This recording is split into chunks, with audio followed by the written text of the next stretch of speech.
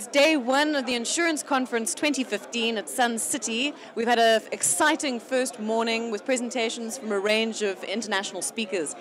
Risk Africa TV is joined now by Mamadou Sow, Chief Marketing Officer for the Americas with AIG. You're 2 weeks into the role. Congratulations. Thank you. It's been exciting. How are you finding New York so far? A little bit crazy, a little bit fast-paced and loud, etc., but it's a great opportunity to be here. It's a big financial center, but also there's so much to do. So I think from a professional and personal standpoint, it is a discovery mission for me to really understand, Americas is the biggest region we got in AIG, and New York is a big city, so it's quite all exciting going through it. You shared with us this morning insights into risk and opportunities for the insurance world and things that are worrying CEOs at the moment, and perhaps how those can be kind of used as launch pads for new opportunity. Could you perhaps just unpack that a little bit more and talk to that for viewers who weren't here this morning? Absolutely. I think when you think about all the trends that are happening out there, CEOs are really concerned about new emerging technologies. This is something that they really haven't controlled, and they don't know what it means to them. They see the opportunities, and the opportunities are very exciting, but the opportunities come with a lot of risk. So, but technology can be a good enabler to help them grow. It can help them better perform, etc., but they need to figure out, how do I control the risk? We have a lot of cases where we have data breach, cyber risk, etc., within the markets in the US as well as Americas in general, as well as Europe. And I think people are scared. There's a big fear for it. But I think we need to embrace it. We need to figure out, how do we leverage it to grow our business, but at the same time, how do we make sure we're controlling the risk? So, taking a positive spin in it, I think we need to just embrace it and make sure we understand what the risks are. We know how it impacts us, how it impacts our clients, and really coming up with a very innovative value solutions to help us get to where we need to go.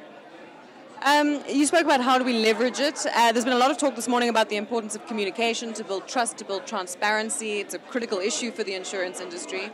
What's your take on that, and how is AIG doing that? Great. I mean, that's a very good question. I think what we're seeing is that in the past, most industries were in control of the communication. And for the first time, we're losing control. Some of us embrace it in a positive manner and say, hey, if the customers are more outspoken, I can learn a lot of intelligence to improve what I do in my products and services. Others are more, well, I don't want to get into the social media conversations because it can go out of control.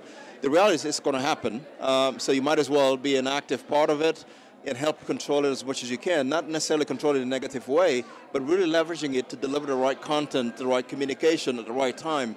Because for the first time, we have a good diverse mix of channels that we can leverage. So you got the websites, you got the social media space, you got LinkedIn, you got the applications, a host of different things out there, and it presents us with great opportunities to be relevant and embed our communication, but also ourselves in the lives of our clients. And I think it's a great opportunity for us to really innovate our technologies, but also communicating better, quickly, transparently, in a crisp manner as well. You spoke also about the importance of diversity within insurance and within organizations in the current space. And in South Africa, we've got a particular imperative around that. It's a really important thing to drive around racial diversity. But you spoke also about the importance of gender, of ages, of cultures, of backgrounds, and the link with technology and with embracing a new and changing world. Just to unpack that connection for me a little. Yeah, I think the diversity in general is very, very important. In your life as well as at work. When you think about it, it's not just racial diversity, but it's age, it's about new technologies, it's about gender.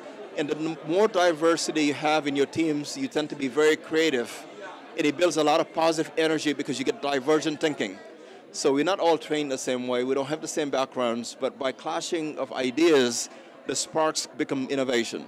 So by thinking the same way, we tend to agree on all the things, and it's really hard to challenge the status quo and come up with something innovative.